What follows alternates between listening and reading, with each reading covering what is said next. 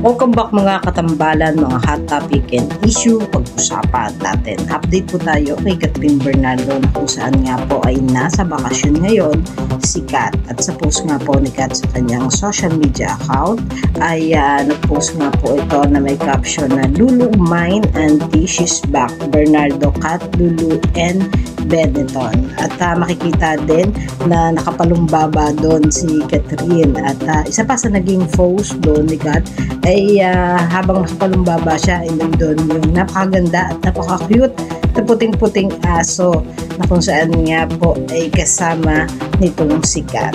At sa post nga rin po ng kaibigan ni Kat na si Irish ay makikita din po yung napakagandang lugar na kung saan nga po ay nakabakasyon ngayon si Kat. At may caption pa nga na goes on vacation leave to stay at home. It is adulting na kung saan nga po ay napakaganda ng lugar at pinakita nga po doon sa mga post na makikita talaga na very peaceful at napaka-relaxing ng lugar na kung saan nga po ay nagbabakasyon itong si Kat. Pinakita din po yung masarap na pagkain na kung saan nga po ay pinagsaluhan nila Catherine. At bago pa nga po nagbakasyon itong si Kat ay ang dami nga po naglabasa ng mga commercial nitong si Kat. At yung Great Taste na kung saan nga po ay commercial din itong si Kat.